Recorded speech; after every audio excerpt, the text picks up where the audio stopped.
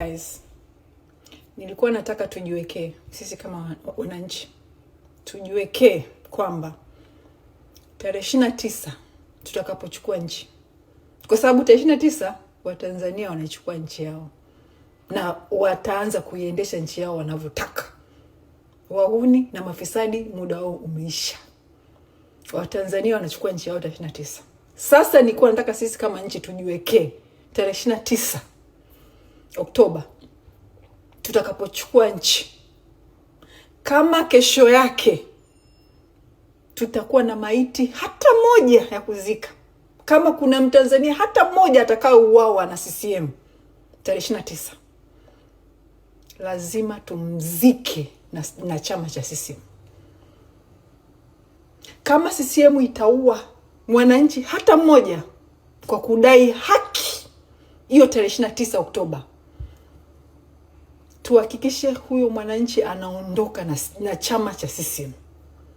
Hatuwezi wananchi kudai haki kwa namna hii, kwa kiasi hiki, kwa miezi yote hii tukadai haki, alafu CCM ikaja kutuua tarehe 29 kwa kudai haki, kwa sababu tu wanataka kushikilia madaraka ili waweze kuendelea kuibia Watanzania, ili waweze kuendelea kufanya ufisadi. Inabidi wote tukubali kinachofanya Samia hataki kuachia nchi, hataki kutoa haki kwa Tanzania.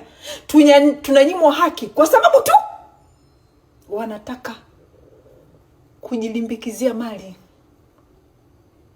Sasa tunasema tarehe 29 CCM mkitoa roho hata moja ya Mtanzania kwa kudai haki, tunawazikeni nyie na huyo mtu, hata mmoja. Mtu mmoja kwenye nyinyi CCM ni nothing, lakini huyo mtu mmoja kuna mtu ambaye anamuona ni the whole world. Kwa hiyo hata kifo kimoja hatutakichukulia simple CCM. Yani ni hivi, tutakapochukua nchi, sisi wananchi tuchukua nchi, jambo la kwanza, kama mmeua mtu hata mmoja, tutakapochukua nchi, jambo la kwanza ni kuifuta CCM Tanzania. Jambo la kwanza. Bado kuna muda sasa hivi CCM ya kuokoa watu, lakini mmekaa kimya, mnamwacha Samia anabeti na roho za wananchi. Sababu sasa hivi Samia anachofanya ni anabeti.